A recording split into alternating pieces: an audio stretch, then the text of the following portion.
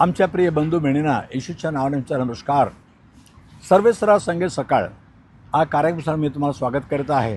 प्रत्येक दिवस पहाटे हे देवाचं वचन तुम्ही ऐकू शकता आणि देवाच्या नावाने प्रार्थना तुम्ही मिळवून घ्या. यामुळे देवाने आम्हाला प्रवचन दिले की तुमच्यावर माझी कृपादृष्टी असणार असं देवाने सांगितलं. म्हणजे त्याची कृपादृष्टी आपल्यावर पडायला पाहिजे. बायबलमध्ये गोष्ट पाहूया. 2000 सालीपूर्वी येशू ख्रिस्त तो देव होता, स्वतः मानव म्हणून जगामध्ये आला आणि तो सगळं फिरत होता.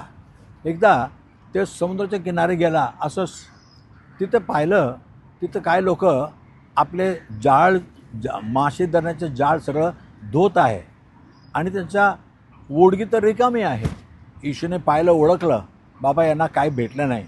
तरी येशू त्या ओढगीमध्ये बसला आणि पेत्राला म्हणाला, त्या नावाच्या मालकाला, तू जरा पाण्यामध्ये आतमध्ये घेऊन जा, कारण लोक पुष्कळ आलेलं आहे, त्यांना मी भाषण द्यायचं आहे. हो, त्याने मांडला. ओढगीमध्ये येशूला बसून जरा पाण्यामध्ये पुढे केला आणि येशू तिथून सर्वांना संदेश दिला. खूप लोक आले, सगळ्यांना देवाचा आशीर्वाद भेटला. नंतर येशूने पत्राला म्हटला, चल खोल पाण्यामध्ये जाऊ, तिथं तू जाळ फेक. तो म्हणायला लागला, प्रभू रात्रभर आम्ही प्रयास केला पण एक पण मासे सापडला नाही. नेहमी मासे, मोठे मोठे मासे रात्रीच्या वेळेस पाण्याच्या वर येतात, सगळ्यांना ठाऊक आहे.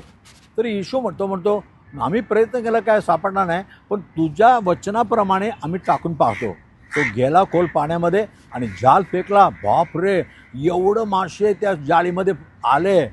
आणि किनाऱ्यावर जे दुसरे ओढगीचे लोक आहेत ना, ते म्हणतात आम्हाला पण मदत करा, पण त्यांची ओढगी पण आली. दोन्ही ओढगी एवढं भरले, एक जाळीने 2 ओढगी भरले. तर सर, एक जाळीने एक ओढगी पण भरत नाही, थोडं थोडं पडतो. पण देवाचा आशीर्वाद पहा. आणि नंतर पत्रस म्हणाला, देव मी पापी मनुष्य आहे, मी याच्या लायकी नाही आहे. पण येशूने म्हटलं, तो माझ्या मागे आहे.